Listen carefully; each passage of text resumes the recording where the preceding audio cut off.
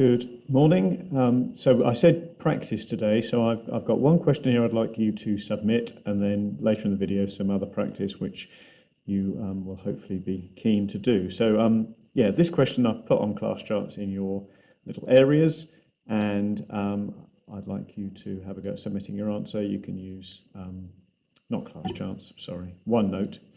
You can either submit it via OneNote or via email for me. So just to give you a bit of a start, note that it doesn't say prove that x minus 1 is a factor. We do that by substituting 1 in and showing we've got 0. It's giving us the fact that x minus 1 is a factor. So the first thing we would have to do would be to divide this, by x minus 1. And that would give us a quadratic as an answer, sorry, smudge there. We should get 0 as a remainder because x minus 1 is a factor, so there should be 0 this time, unlike the previous ones we've done.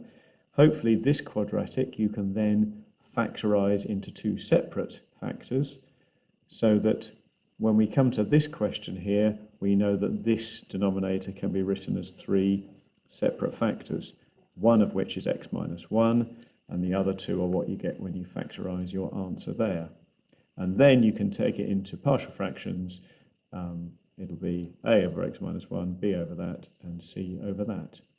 So have a go. That's just a question with a little bit of a twist to start with.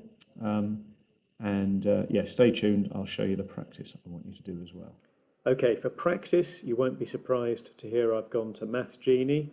But of course, we can scroll through AS now. We've done all the first year stuff. We're on to A-level pure mathematics.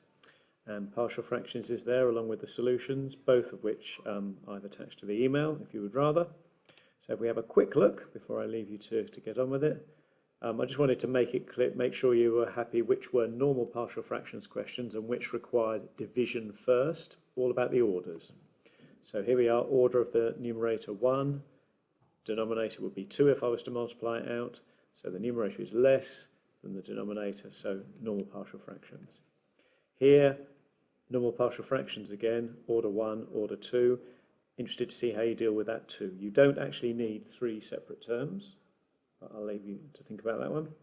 3 is standard partial fractions again with a repeated root, so you need x minus 1, an x minus 3, and an x minus 3 squared. And 4, another one, like question 3. They haven't given you the framework for the answer, but you're going to need a over x plus 3, b over x minus 1, c over x minus 1 squared.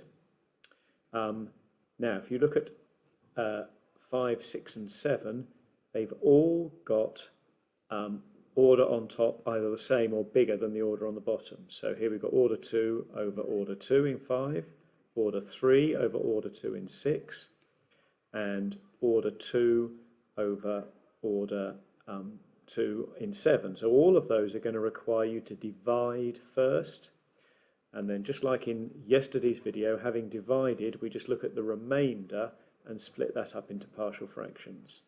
So 5, 6 and 7 will all require division first. I'm going to leave it to you to decide how much practice you need, but you've definitely got some basic ones here. You've got some with a repeated root, and you've got some requiring division first. So I hope that your practice will involve all 3 types. And yeah, we will leave this rational functions stuff here and move on to something new tomorrow. Take care.